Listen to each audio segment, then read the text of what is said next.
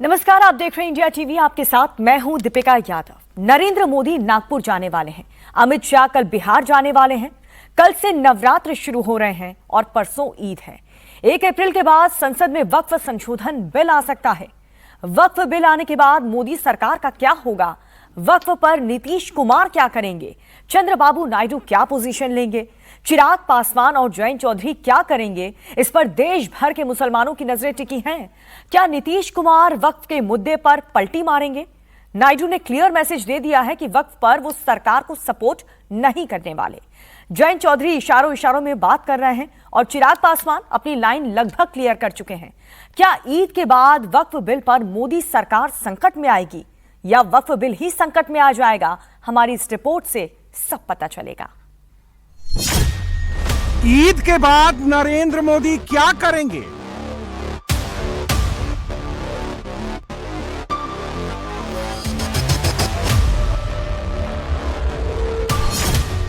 ईद के बाद अमित शाह क्या करेंगे?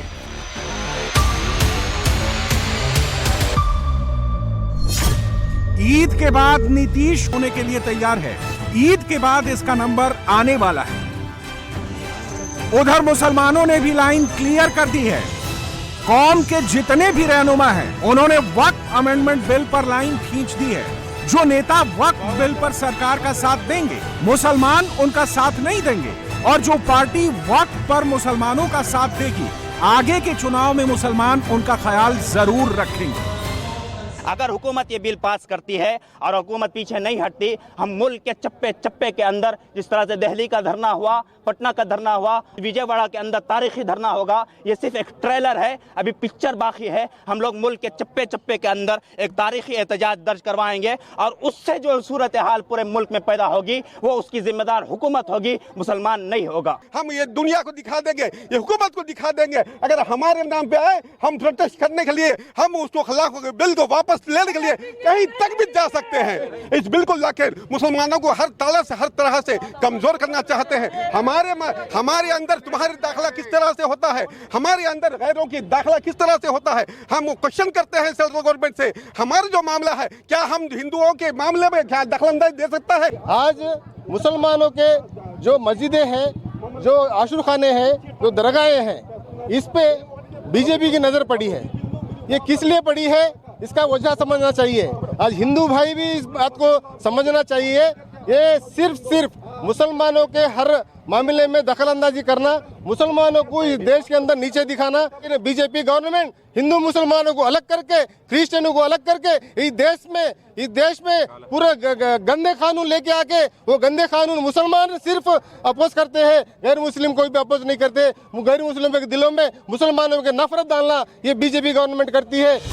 All India Muslim personal law board धमकाने वाले अंदाज में आ गया है। आंध्र प्रदेश के विजयवाड़ा में बड़ा प्रोटेस्ट करके मुस्लिम पर्सनल लॉ बोर्ड ने अपनी ताकत दिखाई। ईद से पहले अलविदा जुमे की नमाज पर कल देश भर में मुस्लिम समाज ने विरोध प्रदर्शन किया था। काली पट्टी बांधकर नमाज अदा की गई थी। हैदराबाद में असदुद्दीन ओवैसी ने भी काली पट्टी लगाकर अलविदा जुमे की नमाज पढ़ी थी। आज विजयवाड़ा में मुस्लिम पर्सनल लॉ बोर्ड ने काली पट्टी बांधकर विरोध प्रदर्शन किया। इस प्रोटेस्ट में बड़ी संख्या में मुस्लिम महिलाओं को भी उतारा गया। All India Muslim personal law board ने टारगेट पर नरेंद्र मोदी, अमित शाह या बीजेपी को नहीं रखा है। मुस्लिम पर्सनल लॉ बोर्ड ने 4 सॉफ्ट टारगेट चुने हैं। All India Muslim personal law board के पहले टारगेट हैं बिहार के मुख्यमंत्री नीतीश कुमार। दूसरे टारगेट पर हैं आंध्र प्रदेश के मुख्यमंत्री चंद्रबाबू नायडू। टारगेट नंबर 3 है चिराग पासवान और चौथे टारगेट हैं आरएलडी के नेता Jayant Chaudhary. All India Muslim personal law board ने इन 4 नेताओं को टारगेट पर क्यों रखा है? इसका मैथमेटिक्स बहुत सिंपल है। नीतीश कुमार की पार्टी जेडीयू के पास लोकसभा में 12 सदस्य हैं। लोकसभा में चंद्रबाबू नायडू की टीडीपी की स्ट्रेंथ 16 सांसदों की है। चिराग पासवान की लोक जनशक्ति पार्टी रामविलास के पास लोकसभा में 5 सदस्य हैं और जयंत चौधरी के राष्ट्रीय लोकदल के पास लोकसभा में 2 मेंबर हैं। 12 + 16 + 5 + 2 नीतीश, नायडू, चिराग और जयंत चौधरी को मिला दें तो इनके पास लोकसभा में कुल 35 सांसदों की ताकत है। 240 सांसदों वाली बीजेपी के साथ जब इन 4 नेताओं के 35 सांसद मिलते हैं, तभी नरेंद्र मोदी की सरकार बहुमत के आंकड़े पर जाती है। मुस्लिम कौम के लीडरों को लगता है कि अगर इन 4 नेताओं ने उनका साथ नहीं दिया तो नरेंद्र मोदी कुछ नहीं कर पाएंगे, अमित शाह कुछ नहीं कर पाएंगे, वो चाहे जो कर लें, लेकिन वक्फ अमेंडमेंट बिल को लोकसभा में पास नहीं करा पाएंगे। हमारे दीन और हमारे समाज में ये रीढ़ की हड्डी की हैसियत रखता है।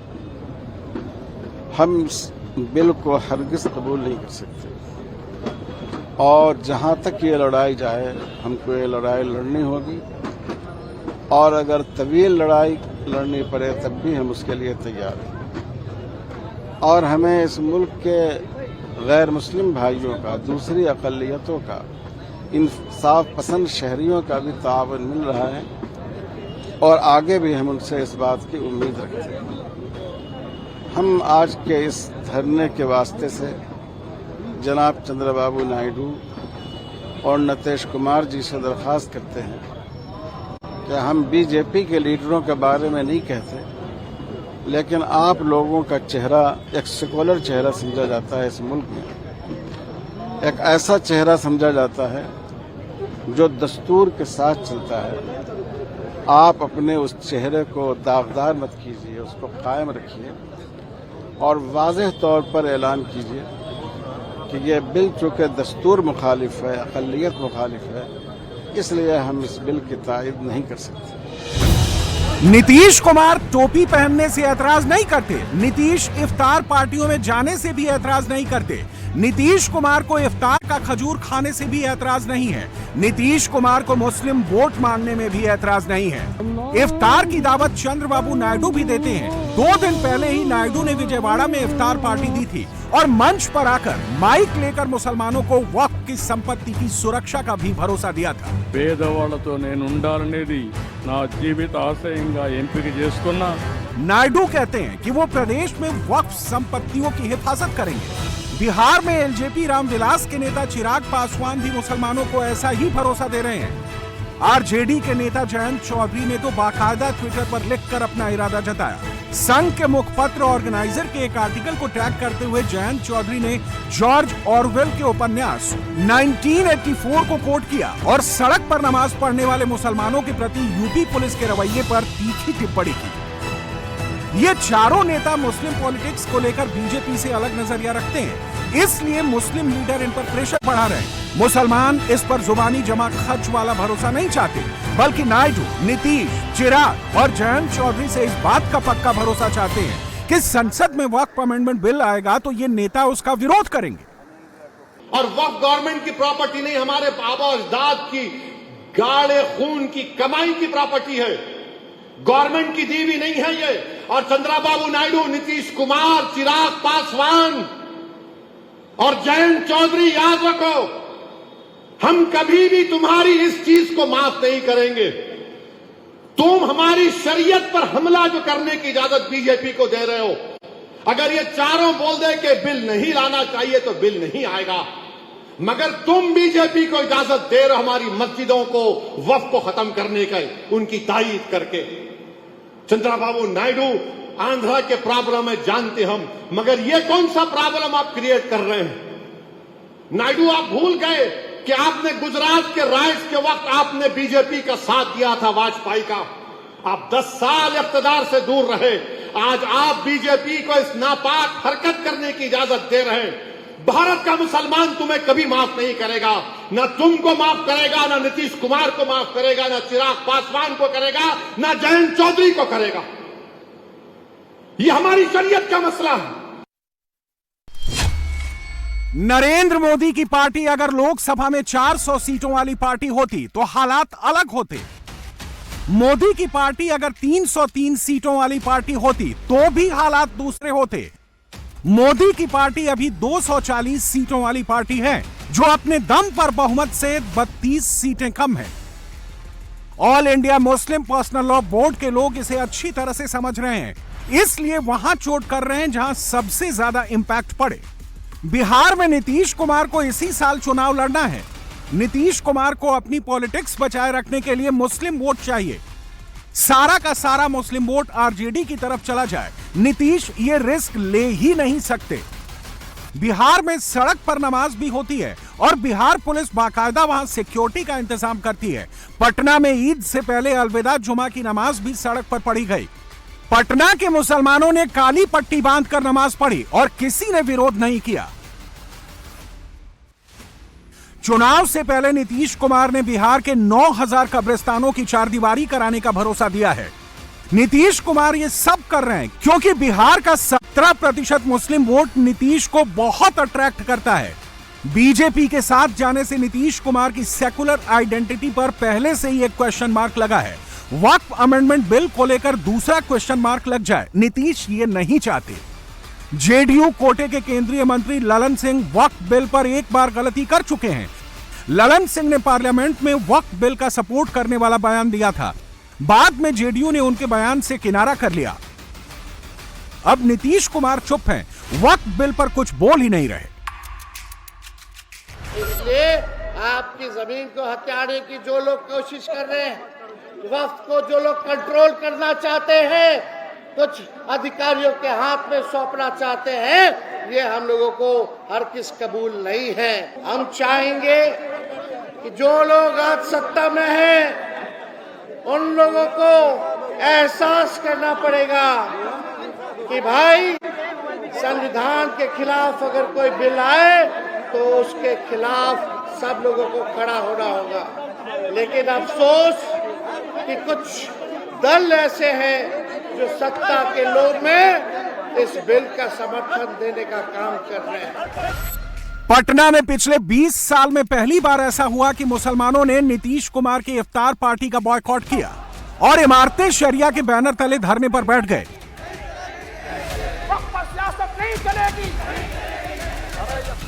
इमारतें शरिया के इस धरने में all India Muslim personal law board के जनरल सेक्रेटरी मौलाना फजलुर रहीम मुजद्दिदी ने कहा कि अब इफ्तार पार्टी करने से काम नहीं चलेगा। नीतीश कुमार को वक्फ अमेंडमेंट बिल पर अपना रुख साफ करना होगा। नीतीश कुमार अगर खामोश रहते हैं तो क्लियर हो जाएगा कि वो मुसलमानों के खिलाफ और बीजेपी के साथ हैं। अगर आप इस बिल को रोकने में आपने मुसलमानों का साथ नहीं दिया तो आप लोगों के चेहरे से सेकुलरिज्म और जमहूरियत का मखूटा हमेशा हमेशा के लिए हट जाएगा और आपका भी शुमार फासिस्ट और फिरकापरस्त लीडरों में किया जाएगा। मैं बीजेपी की तमाम आली पार्टियों के सरबराहान से मुतालबा करता हूँ और ख़ास तौर पर नीतीश बाबू से भी ये मुतालबा करता हूँ कि वो इस लड़ाई में जुल्म के खिलाफ आवाज़ उठाएं, हक को इंसाफ का साथ दें। याद रहे कि ये बिल तय करेगा कि आप हक को इंसाफ के साथ हैं या आप जुल्म नाइंसाफी के साथ में हैं। मुसलमान इफ्तारी के लालीपाप से बहलने वाले नहीं हैं। आपको वक्फ बिल के खिलाफ अपना मौक़िफ़, अपना स्टैंड बिल्कुल वाज़ेह करना होगा। चंद्रबाबू नायडू 10 साल तक सत्ता से बाहर रहने के बाद मुख्यमंत्री की कुर्सी पर वापस आए हैं। लोकसभा और आंध्र प्रदेश की विधानसभा दोनों में उनका अच्छा पब्लिक सपोर्ट मिला। आंध्र प्रदेश में उप मुख्यमंत्री पवन कल्याण की पार्टी जन सेना और बीजेपी हार्ड लाइन हिंदुत्व को लेकर चल रही है। नायडू भी उसी लाइन पर चलेंगे तो अपनी यूएसपी गंवा देंगे, इसलिए वो मिडिल पाथ लेकर चलने की कोशिश कर रहे हैं। चंद्रबाबू नायडू इफ्तार भी देते हैं, टोपी भी पहनते हैं, वक्फ संपत्तियों की हिफाजत करने का भरोसा भी देते हैं, लेकिन वक्फ अमेंडमेंट बिल पर खुलकर कुछ नहीं कहते। पटना के बाद विजयवाड़ा में प्रोटेस्ट करके all India Muslim personal law board Naidu पर प्रेशर बना रहा है। यह प्रोटेस्ट आंध्र प्रदेश विधानसभा के सामने किया गया ताकि मैसेज सीधा सीधा जाए। अब समझिए कि वक्फ अमेंडमेंट बिल पर all India Muslim personal law board की आपत्तियां क्या हैं। मुस्लिम पर्सनल लॉ बोर्ड का कहना है कि वक्फ बिल मुसलमानों की बुनियादी अधिकारों यानी फंडामेंटल राइट्स का हनन करता है। वक्फ अमेंडमेंट बिल सांप्रदायिक बुनियाद पर बनाया गया है, इसलिए असंवैधानिक है। मुस्लिम पर्सनल लॉ बोर्ड के मुताबिक बिल का मकसद मुसलमानों की प्रॉपर्टी पर कब्जा करना है। अगर यह बिल पास हो गया तो मुसलमानों की मस्जिदें, दरगाह और कब्रिस्तान खतरे में पड़ जाएंगे। मुसलमानों के बाप दादा ने अपनी मेहनत की कमाई वक्फ की, जैसे हड़प कर कॉर्पोरेट को देने की तैयारी हो रही है। विजयवाड़ा में हमने कुछ प्रदर्शनकारी मुस्लिम महिलाओं से बात करके उनका पक्ष जानने का प्रयास किया। क्या कहना चाहेंगे, क्या संदेश विजयवाड़ा से देना चाह रहे हैं, क्या चंद्रबाबू नायडू को अपील करना चाहते हैं? हम चंद्रबाबू नायडू से ये अपील करना चाहते हैं कि इस वक्फ तरमीमी सिलसिले में जो हुकूमत जो गलत रास्ता इख्तियार करने की कोशिश की जा रही है उसके खिलाफ वो हमारा साथ दे और इस बिल को पास न होने में वो अपनी भरपूर कोशिश करे, क्योंकि इस बिल के पास होने में चंद्रबाबू नायडू का बहुत ही पावरफुल हाथ है। तो वो अपने पावरफुल जो इख्तियारात है उसे इख्तियार करके इस बिल को पास होने से रोके। मेरा नाम आलिया है। तो सबसे पहले आपने पूछा कि विजयवाड़ा को क्यों यहाँ पर आप चूज किए हैं, तो विजयवाड़ा एक बड़ा सिटी है, यहाँ पर मुस्लिम और ज्यादा तादाद इधर मौजूद है और जिधर भी इन लोगों को बुलाया जाए तो यहाँ पर जमा होने के लिए भी काफी सारी जगह रहती। और साथ में बात यह है कि इसमें जो बात हम पहुँचाते हैं तो ये सिर्फ असल में सिर्फ मुसलमानों को जमा करके पहुँचाना बात ये हमारा मकसद नहीं है। हमारा मकसद यह है कि हम जो आवाज देते हैं तो यहाँ से जो भी लोग गुजरते हैं उनको मालूम होना चाहिए कि आज मुल्क का जो जमहूरियत है वो जमहूरियत डेंजर में है। ये है कि इस बिल में एक चीज ये पॉइंट ऐड किया जा रहा है, एमेंड किया जा रहा है कि इस बोर्ड के अंदर जो भी कमेटी के मेंबर्स होंगे, जो बोर्ड होंगे, उसके अंदर मुस्लिम के अलावा भी दूसरे लोग भी इसके अंदर शामिल होंगे। अगर हम आमतौर पर देखा जाए तो हर बोर्ड के अंदर, चाहे वो किसी भी इंस्टीट्यूशन का हो, कोई भी ट्रस्ट हो, कोई भी बोर्ड हो, तो उसमें उसी कम्युनिटी के मेंबर्स होते हैं या फिर someone related to that group और द कम्युनिटी और समवन रिलेटेड टू जो भी उस बोर्ड के जो एम्स एंड ऑब्जेक्टिव्स होंगे उसके रिलेटेड लोग होंगे। लेकिन यहाँ पर ये चीज की जा रही है, एक नई चीज एड ऑन ये किया जा रहा है कि मुसलमानों के इस वक्फ बोर्ड के अंदर बाहर से नए लोगों को ऐड करना, ये किस लिए है? ओवैसी पॉलिटिक्स में है, वो अपना गुणा गणित जोड़ घटाव पॉलिटिक्स के हिसाब से करते हैं। 3 तलाक और सीए के बाद ओवैसी को अपनी पॉलिटिक्स चमकाने का तीसरा मौका मिला है, वो इसे हाथ से नहीं जाने दे रहे कि हमारे वतन अजीज में जो हुकूमत एक काला कानून बनाने जा रही है, वक्फ का कानून के खिलाफ all India Muslim personal law board के हुक्म पर हमने ये काला पट्टा बांधा है उस वक्फ बिल के खिलाफ। नरेंद्र मोदी इस वक्फ बिल के जरिए हमारे सीनों पर गोली चला रहे हैं, हमारे सीने पर गोली चला रहे हैं, हमारे ईमान पर गोली चला रहे हैं, हमारे मस्जिदों पर गोली चला रहे हैं, हमारे दरगाहों और खानकाहों पर गोली चला रहे हैं। आप बताओ, जब हमारे हिंदू धर्म के मंदिरों में सिर्फ हिंदू मेंबर बन सकता है तो फिर वक्फ बोर्ड में एक गैर मुस्लिम कैसे बन सकता है, बताइए आप। अरे भाई, जो हिंदू धर्म में है, जो सिख धर्म में है, वो हमको भी दो ना। जब उनके लिए अच्छा है तो हमारे लिए खराब कैसे हो जा रहा हो, वो बताओ। तो मकसद एक ही है कि जायदादों को हासिल कर लिया जाए। तो अब सवाल है कि वक्फ अमेंडमेंट बिल पर सरकार क्या करेगी? अगर नीतीश कुमार का, चंद्रबाबू नायडू का, चिराग पासवान का और जयंत चौधरी का मन डोला तो क्या सरकार इस बिल पर वोटिंग कराने का रिस्क लेगी? वक्फ अमेंडमेंट बिल लाकर मोदी सरकार पहला मकसद पूरा कर चुकी है।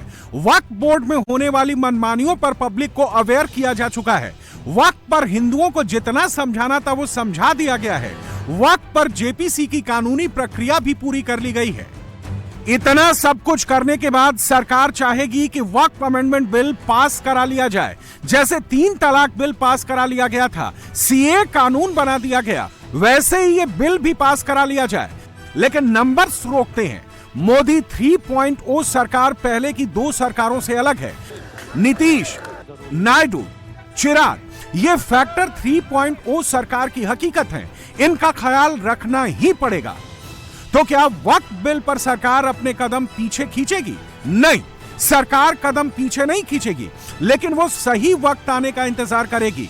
संसद के इसी सत्र में बिल पेश होगा। गृह मंत्री ने जो कहा है वो किया जाएगा, बिल तो आएगा। वक्फ अमेंडमेंट बिल जो हम लेके आए हैं उसमें गरीब मुसलमानों के लिए, महिलाओं के लिए, मुसलमानों में जो बैकवर्ड कम्युनिटी है सबके लिए, और एक अच्छा सोच के साथ जो मुसलमानों में जिस लोगों को फायदा नहीं मिला आज तक, दुनिया का सबसे ज्यादा वक्फ प्रॉपर्टी हिंदुस्तान में है। इससे अगर मुसलमानों के लिए और गरीब मुसलमानों के लिए अगर काम आए, ये सब चाहेंगे। इसीलिए कोई लोग इसको जैसे अफवाहें फैलाता है, मस्जिदें छिन जाएंगे, कब्रिस्तान छिनने जा रहा है, कैसे कर सकता है? हमारा देश कानून से चलता है, संविधान से चलता है। कोई किसी का जमीन, कब्रिस्तान या मस्जिद छीन सकता है क्या? जब मैं बिल रखूंगा पार्लियामेंट में, ध्यान से सुनना है। अगर एक भी वाक्य, एक भी पॉइंट निगेटिव है, मुसलमान कम्युनिटी के लिए नुकसान पहुंचाने वाला प्रावधान है, तो आप बताइए ना। बिना मतलब का अगर माइक बजा बजा करके कॉलोनी में झूठे बातें हैं, अफवाहें फैला रहा है, ये बिल्कुल नहीं होना चाहिए। संसद में वक्फ अमेंडमेंट बिल पेश होने के बाद भी सरकार के पास दो रास्ते होंगे। पहला, बिल पर चर्चा कराने और वोटिंग कराने का टाइम निर्धारित कर दिया जाए, और दूसरा, बिल को सेलेक्ट कमेटी के पास भेज दिया जाए। सेलेक्ट कमेटी वाला रूट सरकार पकड़ सकती है। नीतीश, नायडू, चिराग और जयंत को मनाने का प्रयास जरूर होगा, लेकिन इनके सपोर्ट के बिना सरकार बिल पर वोटिंग कराने का रिस्क ले, ऐसा होने के चांस बहुत कम है।